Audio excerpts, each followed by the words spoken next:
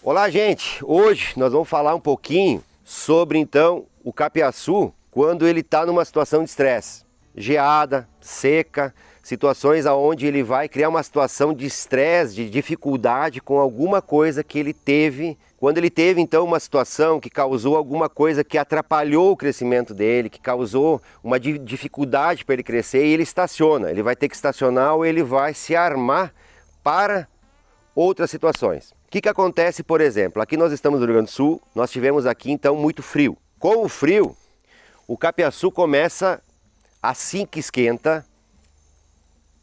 ele vai começar a brotar. Veja que ele está todo brotado aqui em cima, não é lá embaixo, aqui em cima. Por que ele brota em cima? Ele brota em cima porque ele brotando em cima, pensa que a natureza é inteligente. Ele brotando em cima ele vai gerar peso e com o peso ele vai descendo. Ele vai descendo. Então observe, ele vai descer com o peso, tá?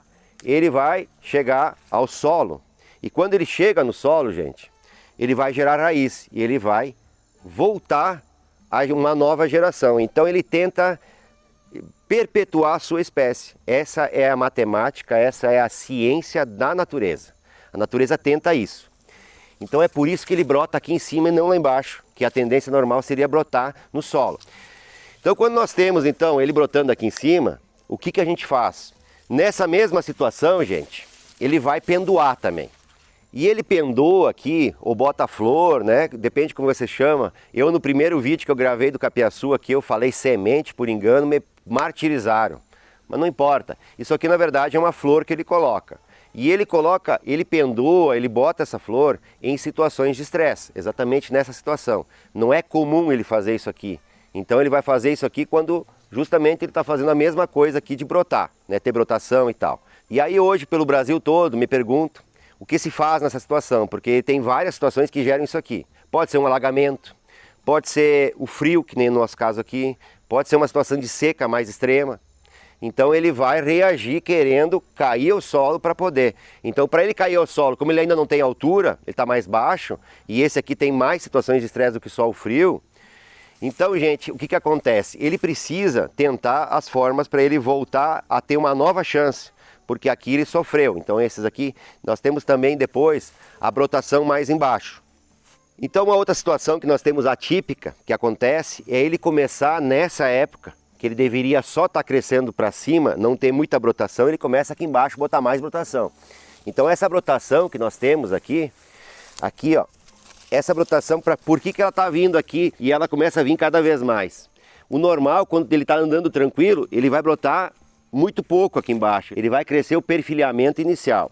Aqui não, gente. Nesse caso aqui, é mais uma tentativa de manter o pé ali. Então ele vai usar todas as técnicas que a natureza lhe permite para tentar perpetuar a espécie. Então ele vai tentar manter esse pé original e ao mesmo tempo ele tenta então descer. E ele descendo as varas, ele consegue também gerar novos perfilhos e novos pés. Essa é a ciência dele, é a mãe natureza tentando ficar aqui presente.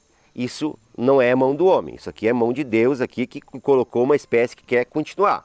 Aí tem gente assim, isso parece um inso. Ele é um inso. Capim-elefante todo ele, qualquer um que você pensar, nada mais é que é um inso, mas é um inso a nosso favor. E esse aqui é um inso desenvolvido. Então, gente, nessa situação que nós temos aqui, a pergunta é, o que eu faço? Eu corto, eu deixo, posso aproveitar ou não? Bom, esses pés que estão aqui, por essa situação aqui, eles estão com pouca água, mesmo que aqui choveu bastante. Por quê? Porque ele está gastando a sua energia, a sua água para perfilhar, para botar brote para cima, para botar o pendão. Então ele está mais enxuto. Se você moer ele aqui, ele vai dar uma matéria seca boa. Como você tem os brotes embaixo, como é que se corta capiaçu? Rente ao solo. Corta ele bem retinho, porque daí ele vai brotar de uma vez só e vai voltar com o pé bonito. Se você cortar ele mais alto, querer escolher só uma parte para cortar, você vai estar estragando a sua torceira. Então a capineira tem que ter cuidado. Capiaçu é rente ao solo. Mas não dá, porque tem uma situação que você não queira cortar ele rente ao solo. Faça 2 cortes. Corta mais alto, se você quer uma matéria seca mais verde para alimentar coxo, né, mais úmido, e aquela outra parte de baixo, ou faz muda ou faz palhada. Vocês percebam que eu trabalho com muita palhada, então a palhada é muito importante, mas esse solo aqui, nós vamos falar depois no outro vídeo, que eu estou fazendo em seguida, vou fazer mais um vídeo também falando de vários projetos que a gente faz aqui, testes, e um teste deles é que esse aqui é diferente dos outros, depois eu vou mostrar no outro vídeo, gente. Então o que acontece? Se você usar esse capiaçu, sempre que você for fazer silagem, precisa testar a matéria seca. Não sabe o que é, não sabe fazer, nós temos no canal vários vídeos falando do assunto. É a parte mais importante que nós temos aqui no pé, é a matéria seca que alimenta teu gado. Então vai testar a matéria seca, deu bem, vai aproveitar ele do solo para cima tranquilo. Nada aqui precisa ser desperdiçado. Tá muito seco, tá? Ou você tem um pé mais velho, do que esse aqui é um pé jovem.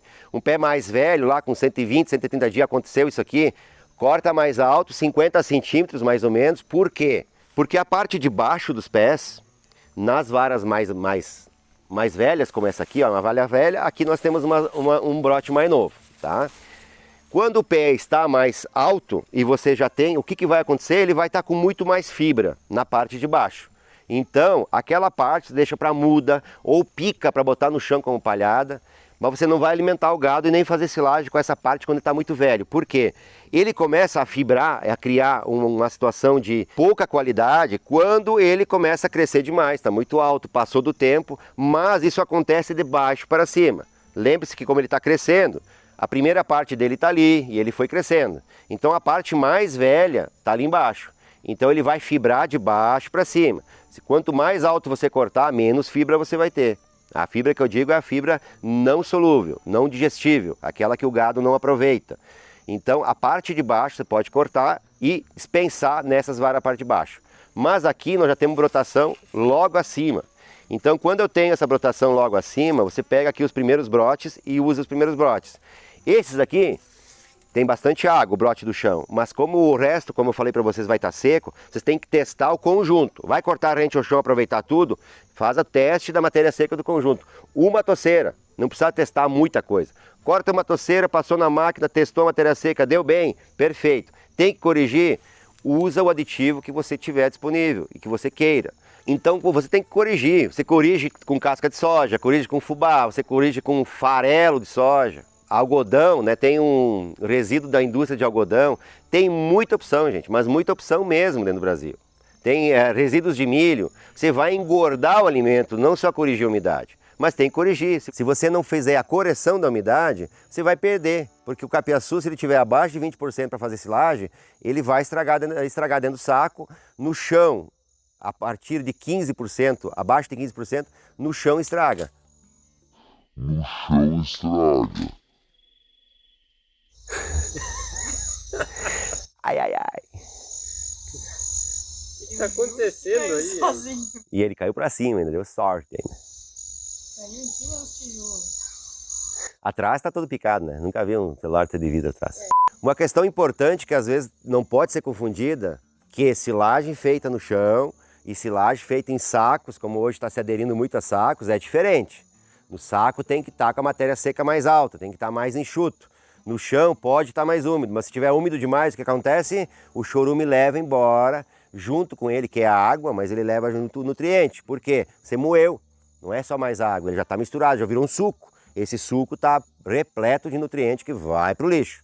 Então é importante, gente, você sempre fazer teste de matéria seca. Vou repetir 1000 vezes para que vocês não errem. Sempre testa, que seja na mão pelo menos, com toda a força, como eu explico em vários vídeos, mas faça teste. Se puder, sempre faça teste de micro-ondas, que é o mais confiável. É 10 minutinhos, você já sabe tudo, já está perfeito. Gente, eu vou mostrar para vocês toda a lavoura agora num outro vídeo, para vocês terem essa noção. Então, recapitulando, eu aproveito, se tiver muito velho, a gente corta em cima, e aí você tem que ter o bom senso, né? A última dica. Se você vê que ainda vai dar frio, você vai cortar e der uma geada, você vai prejudicar. Então, que nem agora, nesse exato momento, nós estamos entrando no fim do inverno, já está com o último frio, então dá para a gente arriscar cortar esse aqui agora.